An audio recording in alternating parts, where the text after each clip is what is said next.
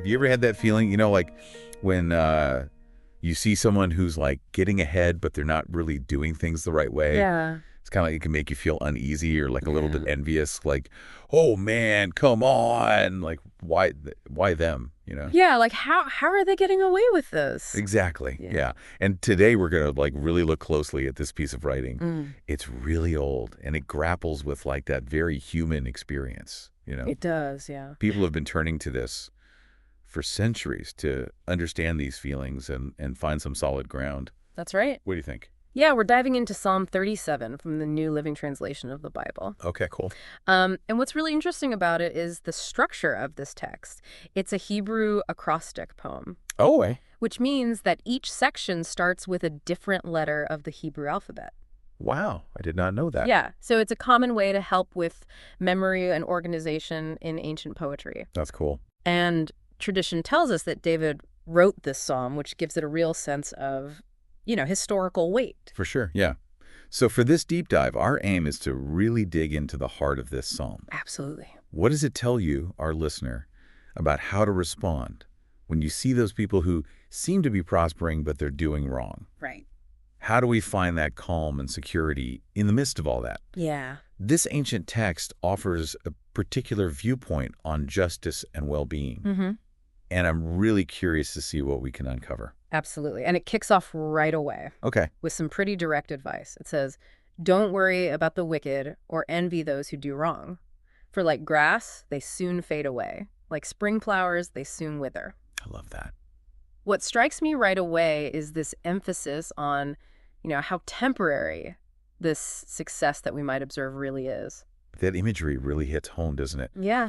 The spring flowers, they're like so vibrant for a short time. Yeah, they're beautiful. They're beautiful, and Yeah. then they're just gone. And then they're gone, yeah. It's just a potent reminder that what looks impressive right now might not actually have any staying power. Right. It might not last. It's almost like it's telling you, like, don't get so caught up in like the highlight reel Yeah. of other people's lives, because the full story, Exactly. the long-term consequences Yeah. are often hidden from view. Exactly. It's encouraging you to shift your focus from what's fleeting, Okay. what's a bit showy maybe, to something with more substance Yeah. and more permanence. I like that. And right after that, the psalm presents a contrasting idea. It says, trust in the Lord and do good, then you will live safely in the land and prosper. Okay. It's this really powerful pairing, this idea of trust and actively doing good. Okay, so let's unpack that a bit. Yeah. It's not just about like passively having faith, right? No. It's an active trust that leads to concrete actions. Right. Doing good. It's not just sitting back and waiting for things to happen. Exactly. Yeah. And the reward is not some far-off abstract thing. No. It's about living securely and flourishing right here in the land. That's right. What do you make of that connection between belief and how we act in the world? Well, what's really fascinating to me is this inherent link between an inner sense of trust and then our outward ethical behavior. Yeah. It suggests that, these aren't separate compartments of life. Yeah. They're actually really deeply connected aspects of a life well lived. Yeah. And, when you think about what doing good might mean, Yeah. specifically in your life and your day-to-day interactions, it becomes a very personal and active principle. Yeah. It's not necessarily about these grand gestures, but it's more about the consistent ethical choices we make. Right. That makes a lot of sense. It moves from what you shouldn't be doing, Right. worrying and feeling envious, Yeah. to what you should be doing, Yeah, to taking positive action. trust in and acting ethically. Right. And it doesn't stop there. No, it doesn't. The song goes on to say, take delight in the Lord, and he will give you your heart's desires. Commit everything you do to the Lord. Trust him, and he will help you. Uh-huh. This sounds like aligning your inner joy with something bigger than yourself. Precisely. It's not promising some kind of, magical fulfillment Well, it's- of yeah. every fleeting wish you might have, Yeah. but rather a deeper alignment Right. where your fundamental desires Yeah. become rooted in something beyond just your personal gain. Okay. And this idea of commitment is so crucial here. Yeah. It's not a passive wish, but it's an active dedication Yeah. of your efforts, your intentions, Yeah. to commit everything you do. Wow. That's a really comprehensive instruction. It is, yeah. It prompts you to really think about where are you investing your energy. Where is your focus? Yeah. Yeah. It really makes you think about what you're truly dedicated to. Exactly. And then comes this call for something that can feel incredibly challenging. Yeah. When you see what seems to be injustice happening around you. Right. Be still in the presence of the Lord and wait patiently for him to act. Don't worry about evil people who prosper or fret about their wicked schemes. Yeah. Patience. Patience. That's often easier said than done. It is. In a world that emphasizes instant gratification and immediate results. Totally. This call to stillness and patient waiting can feel so counterintuitive. It can. But if we can connect this back to that earlier idea about the temporary nature of the wicked's success, perhaps this patience allows you to see beyond the immediate and trust in a longer-term perspective. Right. Going back to that initial feeling of, frustration or anger Yes. when you see injustice, this call for patience seems like a direct antidote to that immediate anger and worry. Absolutely. It's about finding that inner peace. Yeah. That ability to not be constantly agitated by what you see happening around you. Exactly. And then the psalm presents this really stark contrast. It does. It says, "For the wicked will be destroyed, but those who trust in the Lord will possess the land. Soon the wicked will disappear. The lowly will possess the land and will live in peace and prosperity." There's a powerful sense of eventual justice being described here. There is, and it's important to acknowledge the very direct and quite strong language being used here. The core message seems to be about this fundamental difference in ultimate outcomes.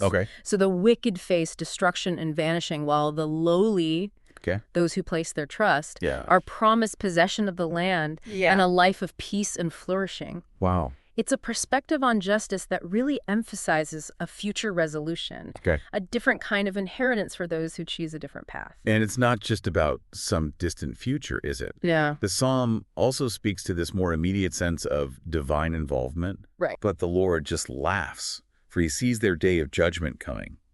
The Lord takes care of the godly. The Lord directs the steps of the godly. There's this idea of a divine perspective that sees beyond our immediate understanding of events. Right. There's this idea that God is aware and actively involved. The laughter isn't meant to be dismissive, but rather it reflects this complete understanding of how things will ultimately play out. And this repeated emphasis on God taking care of the godly and directing their steps really speaks to a sense of ongoing guidance and support for those who align themselves with these principles. I like that. That are laid out in the psalm. This offers, another way to look at the events that you observe. It suggests this kind of deeper current that's at play.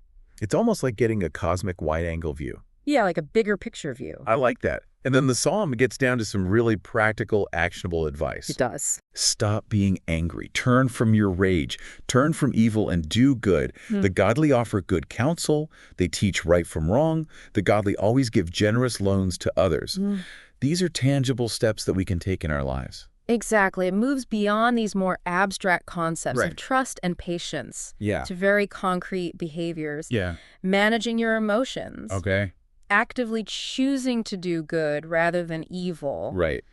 Offering helpful guidance to others. And even being generous with your resources are presented as tangible ways for you to live out these principles of the psalm. It's where the philosophy meets practical living. Yeah, exactly. It's like putting these ideas into action in your everyday life. For sure. It really invites us to consider how these ancient directives might translate into our contemporary experiences. Right. How can we apply these teachings to our lives today? Totally. And then there are these really powerful assurances that are offered. There are. Though they stumble, they will never fall, for the Lord holds them by the hand. They will not be disgraced in hard times. Even in famine, they will have more than enough. The Lord loves justice, and he will never abandon the godly. These offer a real sense of hope and this promise of resilience in the face of life's difficulties. Right. These verses provide such a strong sense of security and unwavering support. The image of being held by the hand suggests this very close and personal connection, even in moments of struggle. The promise of provision, even when things are scarce. and the affirmation of God's love for justice. Right. Reinforce this idea that those who trust will not ultimately be left without support. Wow. This speaks directly to that desire we all might have, for security and the hope of navigating life's challenges without feeling completely overwhelmed. It's a comforting message to take away. And as we reach the end of this psalm, we see this long-term perspective emphasized again. Look at those who are honest and good. For a wonderful future awaits those who love peace. But the rebellious will be destroyed. They have no future. The Lord rescues the godly. He is their fortress in times of trouble. It underscores that enduring legacy of living according to these principles. Yes, these final verses really reiterate these contrasting destinies. They drive home this idea that the choices that we make have lasting consequences. The wonderful future for those who are honest and good, the lack of a future for the rebellious, and the image of God as this fortress in times of trouble. Wow. All point to this long-term view where your character and your actions ultimately shape your experience and your lasting impact. So to bring it all together, this deep dive into Psalm 37 reveals a consistent message. While the success of those who do wrong might appear so significant, even troubling. It can be disheartening. It can be so disheartening. It's ultimately temporary.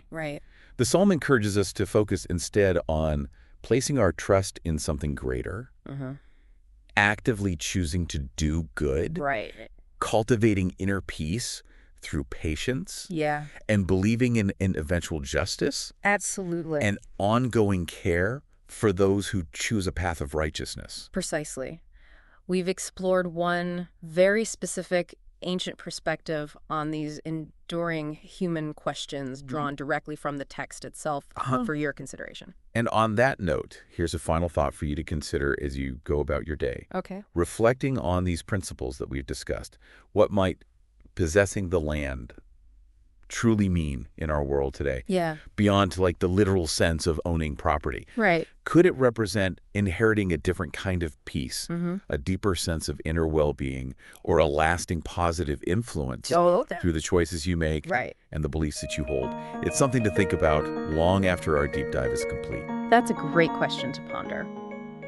Thanks for joining us. Thanks for having me.